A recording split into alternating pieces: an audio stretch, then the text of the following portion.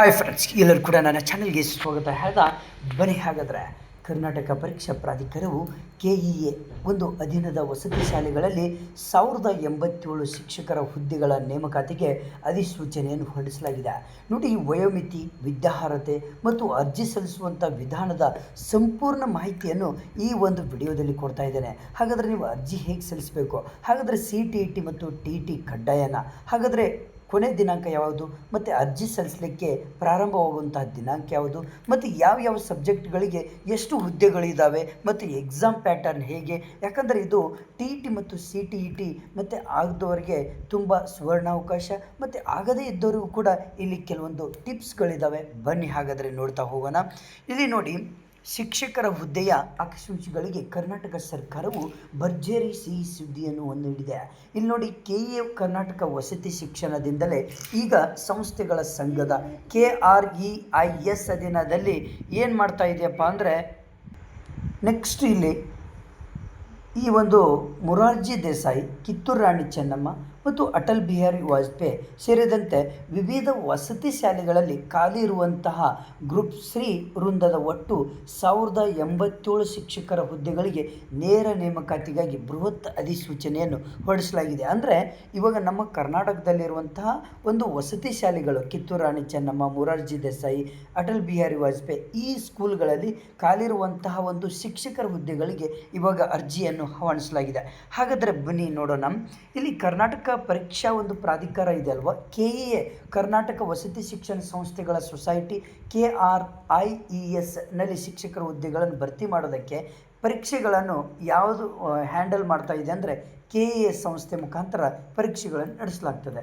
ನೋಡಿ, ಕರ್ನಾಟಕ ಸರ್ಕಾರಿ ಇಲಾಖೆಯಲ್ಲಿ ವೃತ್ತಿ ಜೀವನವನ್ನು ಹುಡುಕುತ್ತಿರುವಂಥ ಉದ್ಯೋಗಾಕಾಂಕ್ಷಿಗಳಿಗೆ ಭಾರಿ ಒಂದು ಒಳ್ಳೆಯ ಉತ್ತಮವಾದಂತಹ ಒಂದು ಅಪರ್ಚುನಿಟಿ ಅಂತಲೇ ಹೇಳ್ಬೋದು. ನೋಡಿ, ಇಲ್ಲಿ 13 ಆಗಸ್ಟ್ 2020ರಂದು ಮೊದಲು ಆನ್ಲೈನಲ್ಲಿ ಅರ್ಜಿ ಸಲ್ಲಿಸಲಿಕ್ಕೆ ನೋಡೋಣ. ಬನ್ನಿ, ಇವಾಗ KRIES ಹುದ್ದೆ ಅಧಿಸೂಚನೆ. ನೋಡಿ, ಇಲ್ಲಿ ಹುದ್ದೆಗಳು ಎಷ್ಟು? 1087. ಉದ್ಯೋಗ ಸ್ಥಳ ಕರ್ನಾಟಕದಲ್ಲೇ, ಮತ್ತು ಹುದ್ದೆ ಹೆಸರು ಶಿಕ್ಷಕರು. ವೇತನ ತಿಂಗಳಿಗೆ ಎಷ್ಟು ಇರುತ್ತೆ ಅಂದರೆ, ನಿಮಗೆ ಬೇಸಿಕ್ಗೆ 50,000, 49,050ರಿಂದ 99,400ವರೆಗೂ ನಿಮಗೆ ಬೇಸಿಕ್ ಸಿಗುತ್ತೆ. ಜೊತೆಗೆ ಇಂಪಾರ್ಟೆಂಟ್ ಏನಪ್ಪ ಅಂದರೆ, ಇಲ್ಲಿ ಹುದ್ದೆಗಳ ವಿವರ ಮತ್ತು ವರ್ಗೀಕರಣ ನೋಡೋದಾದರೆ ಯಾವ ಸಬ್ಜೆಕ್ಟಿಗೆ ಎಷ್ಟು ಹುದ್ದೆಗಳು ಇದ್ದಾವೆ ಅನ್ನೋದು ಕೂಡ ನಿಮಗೆ ಹೇಳ್ತಾ ಹೋಗ್ತೇನೆ. ಬನ್ನಿ, ಕನ್ನಡ ಮತ್ತು ಭಾಷಾ ಶಿಕ್ಷಕರು 103 + 03 ಟೋಟಲ್ 103 ಈ ಹುದ್ದೆಗಳಿದ್ದಾವೆ. ಆಂಗ್ಲ ಭಾಷಾ ಶಿಕ್ಷಕರು 108 + 108 ಹುದ್ದೆಗಳಿದ್ದಾವೆ. ಹಿಂದಿ ಭಾಷಾ ಶಿಕ್ಷಕರು 55 ಹುದ್ದೆಗಳಿದ್ದಾವೆ. ಗಣಿತ ಶಿಕ್ಷಕರು 103 ಹುದ್ದೆಗಳು ಖಾಲಿ ಇದ್ದಾವೆ. ವಿಜ್ಞಾನ ಶಿಕ್ಷಕರು 106 ಹುದ್ದೆಗಳು ಖಾಲಿ ಇದ್ದಾವೆ.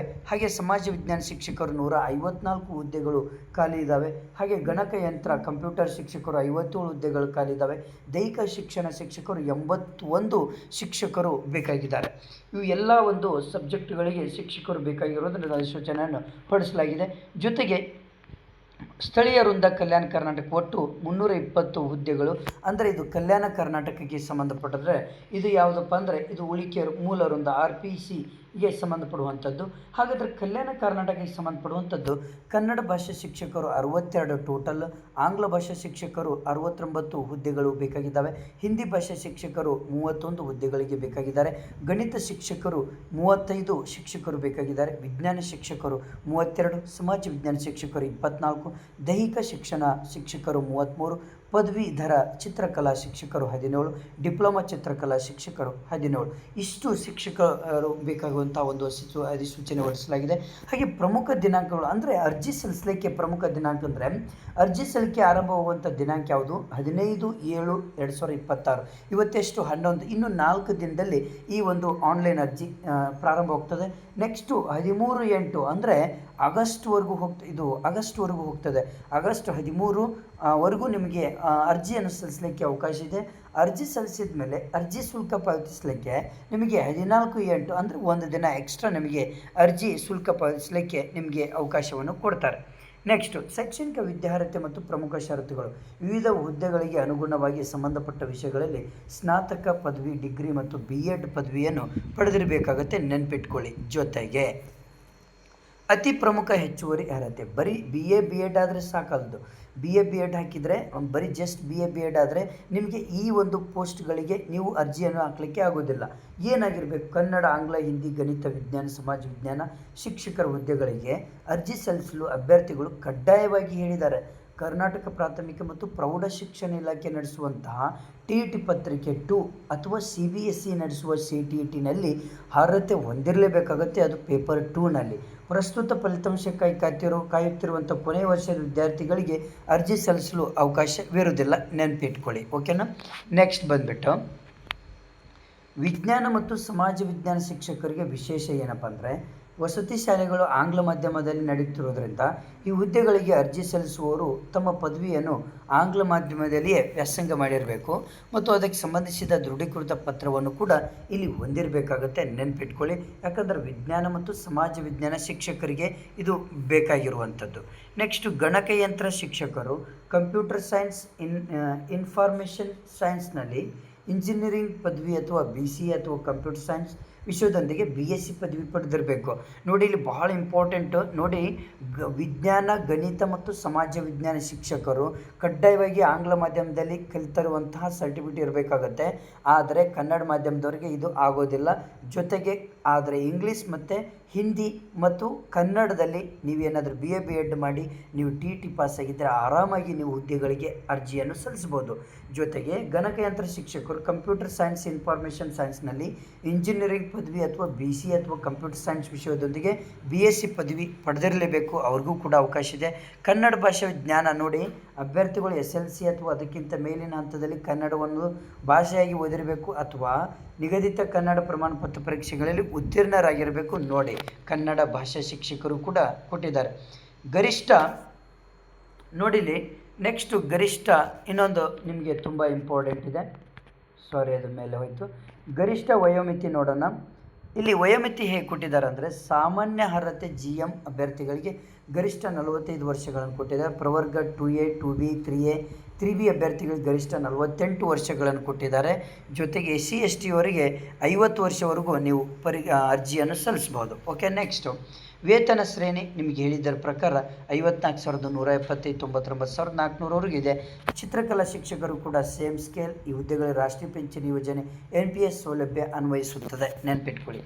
ಅರ್ಜಿ ಸಲ್ಲಿಸಲಿಕ್ಕೆ ಶುಲ್ಕದ ವಿವರ ಏನಪ್ಪ ಅಂದರೆ, 2A, 2B, 3B ಅವರಿಗೆ 750 ರೂಪಾಯಿ, 500 ರೂಪಾಯಿ ಅರ್ಜಿ ಶುಲ್ಕ ಪ್ಲಸ್ 250 ಪ್ರಕ್ರಿಯೆ ಶುಲ್ಕ ಇರುತ್ತೆ.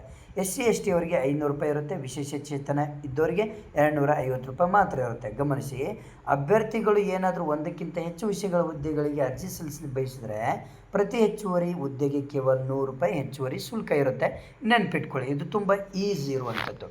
ಸ್ಪರ್ಧಾತ್ಮಕ ಪರೀಕ್ಷಾ ವಿಧಾನ ಮತ್ತು ನೆಗೆಟಿವ್ ಮಾರ್ಕಿಂಗ್ ಇರುತ್ತೆ, ನೆನಪಿಟ್ಕೊಳ್ಳಿ.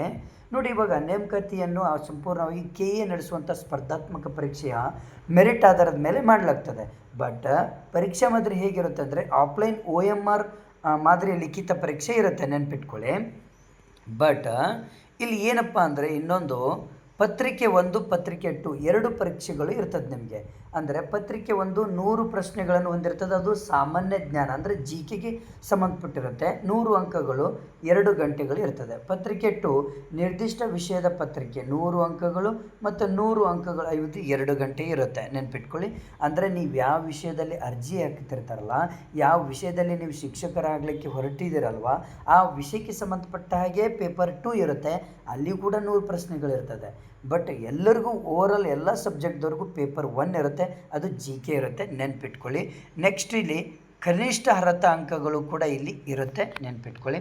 ಋಣಾತ್ಮಕ ಮೌಲ್ಯಮಾಪನ ಇರ್ತದೆ, ನೆನಪಿಟ್ಕೊಳ್ಳಿ. ಪ್ರತಿ ತಪ್ಪು ಉತ್ತರಕ್ಕೆ 0.25 ಅಂಕಗಳನ್ನು ಕಳೆಯಲಾಗ್ತದೆ. ಇಲ್ಲಿ OMRನಲ್ಲಿ ಉತ್ತರಿಸದ ಪ್ರಶ್ನೆಗಳಿಗೆ 5ನೇ ವೃತ್ತವನ್ನು ಸೇಡ್ ಮಾಡಲು ಪರೀಕ್ಷೆ ಕೊನೆಯಲ್ಲಿ 5 ನಿಮಿಷಗಳ ಹೆಚ್ಚುವರಿ ಸಮಯ ನೀಡಲಾಗ್ತದೆ. ಯಾವುದೇ ವೃತ್ತವನ್ನು ಸೇಡ್ ಮಾಡದೆ ನೀವು ಖಾಲಿ ಬಿಟ್ಟರೆ 0.25 ಅಂಕ ಕಡಿತವಾಗ್ತದೆ, ನೆನಪಿಟ್ಕೊಳ್ಳಿ. ಇದು ನೆಕ್ಸ್ಟ್ ತಪ್ಪು ಉತ್ತರಕ್ಕೆ 0.25 ಅಂಕಗಳು ಕೂಡ ಕಳೆದಾಗ್ತದೆ. OMRನಲ್ಲಿ ಉತ್ತರಿಸದ ಪ್ರಶ್ನೆಗಳಿಗೂ ಕೂಡ 5ನೇ ವೃತ್ತವನ್ನು ಸೇಡ್ ಮಾಡಲು ಪರೀಕ್ಷೆ ಕೊನೆಯಲ್ಲಿ 5 ನಿಮಿಷಗಳ ಹೆಚ್ಚುವರಿ ಸಮಯ ನೀಡಲಾಗ್ತದೆ. ಬಟ್ ಯಾವುದೇ ವೃತ್ತವನ್ನು ಸೇಡ್ ಮಾಡದೇ ಇದ್ದರೆ ಅಲ್ಲಿಯೂ ಕೂಡ ನಿಮಗೆ 0.25 ಅಂಕ ಕಡಿತವಾಗುತ್ತೆ, ನೆನಪಿಟ್ಕೊಳ್ಳಿ. ನೆಕ್ಸ್ಟು, ಹಾಗಾದರೆ ನೀವು ಅರ್ಜಿ ಸಲ್ಲಿಸಲಿಕ್ಕೆ ಏನೆಲ್ಲ ಡಾಕ್ಯುಮೆಂಟ್ಸ್ಗಳು ಬೇಕು ಅನ್ನೋದು ಭಾಳ ಇಂಪಾರ್ಟೆಂಟು. ಅಭ್ಯರ್ಥಿಗಳು ಕರ್ನಾಟಕ ಪರೀಕ್ಷಾ ಪ್ರಾಧಿಕಾರದ ಅಧಿಕೃತ ವೆಬ್ಸೈಟ್ನಲ್ಲಿ ನೀವು ಭೇಟಿ ನೀಡಿದಾಗ ಅಲ್ಲಿ ನೀಡಲಾಗಿರುವಂಥ KREIS ಆನ್ಲೈನ್ ಲಿಂಕನ್ನು ನೀವು ಆಯ್ಕೆ ಮಾಡಿಕೊಳ್ಬೇಕು. ನಿಮ್ಮ ಇತ್ತೀಚಿನ ಭಾವಚಿತ್ರ 50 KB ಇಂದ 200 KB ಮತ್ತು ಸಹಿಯನ್ನು 50 KB ಇಂದ 70 KB JPEG ಫಾರ್ಮೆಟ್ನಲ್ಲಿ ಸ್ಕ್ಯಾನ್ ಮಾಡಿ ಅಪ್ಲೋಡ್ ಮಾಡಿ. ಆಮೇಲೆ ಏನು ಮಾಡಿ, ಇಲ್ಲಿ ಮೀಸಲಾತಿ ಕೋರುವ ಅಭ್ಯರ್ಥಿಗಳು ಜಾತಿ, ಆದಾಯ, ಗ್ರಾಮೀಣ, ಕನ್ನಡ ಮಾಧ್ಯಮ, ಕಲ್ಯಾಣ ಕರ್ನಾಟಕ ಇವೆಲ್ಲ ಅರ್ಜಿ ಸಲ್ಲಿಸುವಂಥ ಕೊನೆ ದಿನಾಂಕದೊಳಗೆ ಚಾಲ್ತಿಯಲ್ಲಿರುವ ಪ್ರಮಾಣ ಪತ್ರವನ್ನೇ ನೀವು ಪಡೆದಿರಬೇಕಾಗುತ್ತೆ, ಅವುಗಳನ್ನೇ ಹಾಕಬೇಕಾಗುತ್ತೆ. ಓಕೆನಾ. ನೆಕ್ಸ್ಟು ಅರ್ಜಿ ಸಲ್ಲಿಕೆ ಪೂರ್ಣಗೊಂಡ ನಂತರ ಅದರ ಪ್ರತಿಯನ್ನು ಡೌನ್ಲೋಡ್ ಮಾಡಿಕೊಂಡು ಸುರಕ್ಷಿತವಾಗಿ ಇಟ್ಕೊಳ್ಳಿ. ಓಕೆ, ನಿಮ್ಮ ಫ್ರೆಂಡ್ಸಿಗೆ ಶೇರ್ ಮಾಡಿ. ಹಾಗೆ ಅದಕ್ಕೆ ಬೇಕಾಗಿರುವಂಥ ಎಲ್ಲ ಇಂಪಾರ್ಟೆಂಟ್ ಕ್ವೆಶನ್ಸ್ಗಳು ಇನ್ಮೇಲೆ ನನ್ನ ಒಂದು ಚಾನಲಲ್ಲಿ ಬರ್ತಾ ಇರ್ತವೆ. ನಿಮ್ಮ ಫ್ರೆಂಡ್ಸಿಗೆ ಶೇರ್ ಮಾಡಿ, ಹಾಗೆ ನನ್ನ ಚಾನಲನ್ನು ಸಬ್ಸ್ಕ್ರೈಬ್ ಮಾಡಿ.